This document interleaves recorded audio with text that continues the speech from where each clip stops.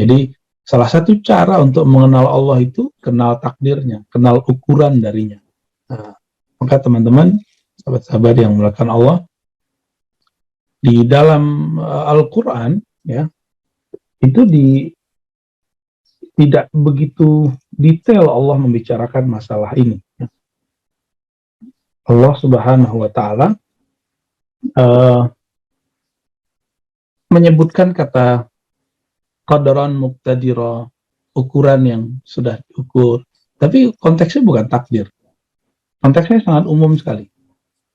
Kata takdir itu eksplisit baru di dalam hadis ketika Nabi SAW ditanya oleh Sayyidina Jibril, lalu apa itu iman? Nah, lalu Nabi menjawab, iman adalah engkau percaya antuk minabillah, engkau percaya kepada Allah. Ini hadis Muslim, hadis pertama dalam Kitabul Iman.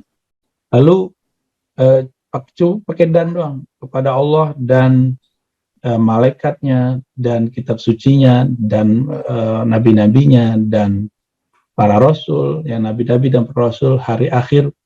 Giliran kalimat takdir, kalimat percayanya dimunculkan kembali. Dan engkau mempercayai takdir khairihi wa syarri.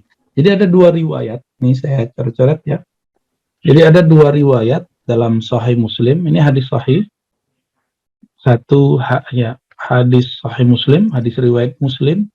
Teman-teman mungkin yang sudah tahu, Sahih Muslim itu sahih nomor 2 setelah Bukhari, karena dia ini murid Imam Bukhari, dan semua hadisnya dianggap sahih secara sanad dan secara makna itu bisa diperdebatkan.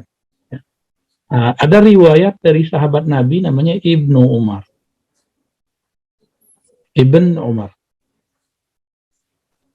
Kemudian ada riwayat Abu Hurairah.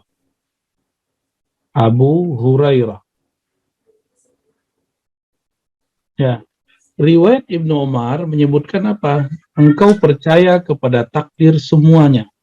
Engkau percaya pada takdir baik dan buruk. Jadi takdir itu dibagi dua.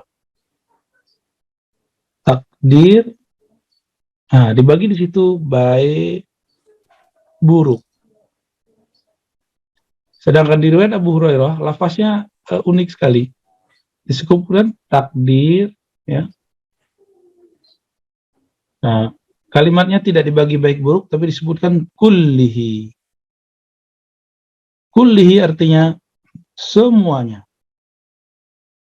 Jadi ukuran dari Allah semuanya. Nggak disebutkan baik atau buruk. Karena kata baik dan buruk ternyata bisa jadi penafsiran dari Ibnu Umar.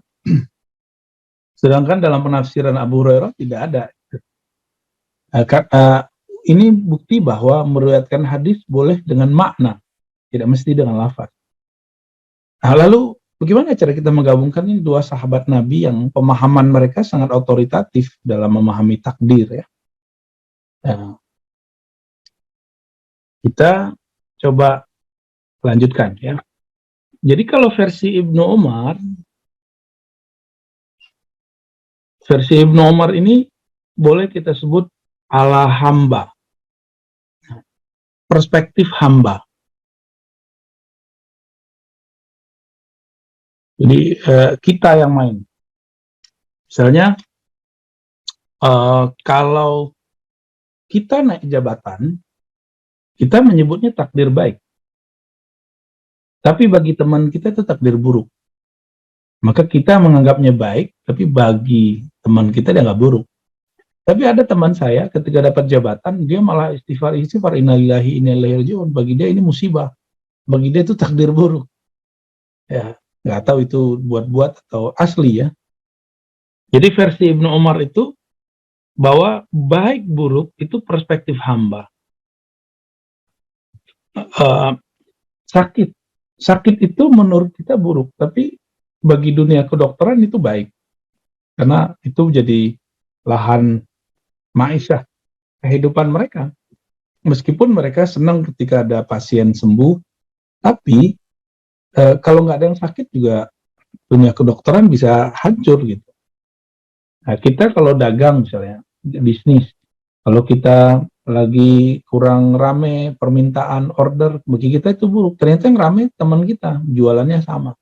Nah, ini perspektif hamba. Lalu yang kedua, Abu Hurairah. Nah, Abu Hurairah berbicara global. Jadi dia berbicara umum sekali ya. Nah, dan ini lebih pasnya mutlak ya, versi Allahnya. Ya, suka-suka Allah lah gitu. Yang penting semua apa yang Allah mau. Gitu. Nah, sekarang teman-teman, sahabat-sahabat semua, dalam memahami hadis ini, jika ada, saya tutup aja ya, jika ada orang tua menghendaki sesuatu untuk anaknya, pasti keinginan orang tua itu baik. Apa yang dipilihkan, yang ditentukan orang tua untuk anaknya pasti baik. Dan Nabi mengatakan, Allah itu lebih sayang kepada hambanya daripada orang tua atau ibu kepada bayinya. Maksudnya apa? Allah kalau berkehendak memberikan sebuah takdir, pasti takdirnya itu yang cocok untuk si anak, untuk si hamba. Masalahnya, coba lihat anak kita ketika kita pilihkan sesuatu, tapi nggak cocok dengan dirinya. Apa kata dia? Ayah jahat, papa pelit, gitu. Ya. Benar nggak? Dia lagi di jalan, dia ngeliat ada mainan, kita tahu ini mainan nggak bener, nggak baik, apa nggak bagus. Mainannya banyak rusaknya atau nggak cocok dengan umurnya. Terus kita bilang, nggak usah deh, gitu. Nggak usah Ananda. Oh, dia langsung bilang, papa jahat, papa bakhil, pelit. Gitu. Ini biasa, celetukan anak kecil. Nah, Allah itu sama kita, itu ketika menentukan sesuatu dan memberikan pilihan, tiba-tiba si hamba yang tidak mengerti maksudnya Allah dan mengatakan, Allah ini nggak adil gitu. Nah, ini gawat nih. Kalau ada yang ngomong begitu, itu syahadatnya harus diulang. Karena sudah mengingkari takdir yang rukun iman yang keenam. Kalau masih kecil gemes, tapi kalau udah gede, waduh, bukan gemes lagi ya. Nah, itu maksudnya. Jadi ketika Allah berkehendak kepada si hamba, pasti kehendak itu walaupun zahirnya pahit, tapi ujungnya pasti manis. Namun kadang-kadang dia tidak mau memahaminya dengan baik. Akhirnya, inilah yang terjadi. Orang menyebut ini takdir buruk. Nah, itulah riwayat Ibnu Umar. Ibnu Umar menggunakan sisi manusiawi itu. Sedangkan Abu Hurairah lebih pada umum bahwa takdir semuanya, bahwa kita percaya kepada Allah. Kalau saya percaya nih kepada seseorang, saya percaya deh sama kamu. Ketika saya percaya kepadanya, berarti saya yakin dia tidak akan berbuat buruk. Saya yakin dia akan amanah. Maka mempercayai takdir itu, teman-teman, bukanlah sekedar, oh saya percaya, bukan. Tapi percaya kepada takdir itu boleh saya artikan menyerahkan nasib kita kepada Allah. Dan ini ilmu yang dahsyat sebenarnya, menyerahkan nasib kita kepada Allah, itulah bentuk tawakal sebenarnya. Dan menyerahkan takdir kita kepada Allah bukan berarti tidak ada usaha. Ya, nah ini poin kedua yang mau saya sampaikan. Jadi clear teman-teman bahwa takdir itu sebenarnya dari atas itu positif. Cuma cara hamba yang kurang dewasa memahami takdir Allah, mereka menerimanya tidak positif. Dan yang kedua, Imam Ghazali ketika nulis tentang bab tawakal, tentang bagaimana sang hamba berserah diri kepada takdir Allah, itu menegaskan bahwa tawakal, berserah diri kepada takdir Allah itu bukanlah yunfil kasabul ikhtiyar. Tidak pernah tersirat dalam ajaran Islam menghilangkan usaha dan ikhtiar. Jadi ketika kita percaya kepada takdir, lalu kita bisa beralasan untuk tidak berusaha, enggak, itu enggak ada urusan. Jadi usaha itu sendiri, percaya kepada takdir itu sendiri. Usaha itu bagian dari akal atau tubuh kita, zahir kita, sedangkan takdir itu adanya di kolbu. Jadi percaya kepada takdir. Nah, masih ingat tadi coret lagi, kan rukun iman itu 6 ya. Rukun iman itu ada 6 tadi ya. Allah, kemudian terakhir yang 6-nya takdir. Ya. Nah, iman itu apa? Iman itu dibagi menjadi 2 jenis. Satu pokok itu ada di dalam kolbu, hati. Lalu cabangnya lisan. Cabang yang kedua anggota tubuh. Ya, anggota tubuh. Nah, yang dimaksud dalam rukun iman ini ada di kolbu, dimensi kolbu. Berarti percaya kepada takdir itu dimensinya dimensi kolbu. Ini dia. Kolbumu percaya kepada takdir ketentuan Allah bahwa itu pasti baik. Dalam lisan kita ngomong, saya percaya, saya bersaksi, saya ridho, gitu. Anggota tubuhnya tetap usaha. Jadi, ciri-ciri orang yang percaya, karena saya percaya kepada Allah, maka saya membangun positive thinking. Ketika ada sesuatu, saya berusaha mencapainya. Karena saya yakin, saya percaya bahwa Allah menakdirkan sesuatu yang baik. Baik itu bukan berarti sukses versi kita, tapi sukses versi Allah. Ya. Nah ini yang kata-kata kuncinya, bahwa kolbulah yang percaya pada takdir, bukan pikiran. Kalau pikiran mikirin takdir langsung pusing ya. Sama, percaya kepada Allah itu kolbu. Pikiran kita nggak sanggup mempercayai Allah. Ya. Jadi Imam Ghazali betul-betul melihat dulu bahwa banyak orang-orang yang dengan alasan percaya kepada takdir lalu tidak usaha gitu.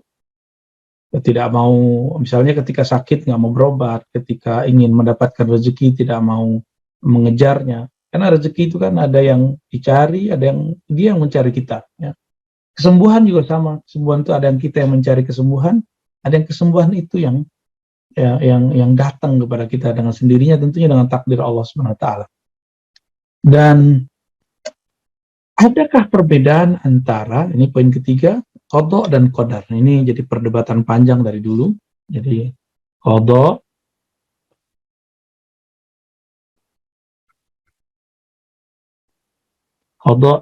dan qadar ya. Secara bahasa beberapa ulama kita menganggapnya sinonim, tapi kalau ditulis bahasa Arabnya gini. Qada, qadar ya. Kalau secara bahasa Arab gampang untuk membenerinnya ya. Qada itu bisa diartikan ketetapan. Bisa juga diartikan pemberlakuan. Misalnya disebutkan qadi ya, dia yang memutuskan ya. Penetapan, ketetapan ya, sama ya. Qadi kan ini orang yang menetapkan itu disebut qadi.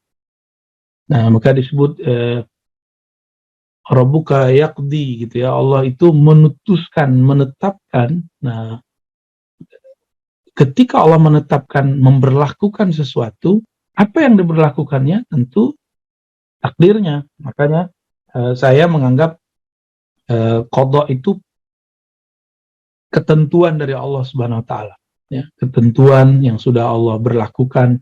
Lalu isi dari qada itu apa? Itulah qadar. Jadi isi dari ketetapan itu. Makanya agak sulit kadang membedakan qada dan qadar itu dalam penggunaan harian. Ketetapan dan isinya ya.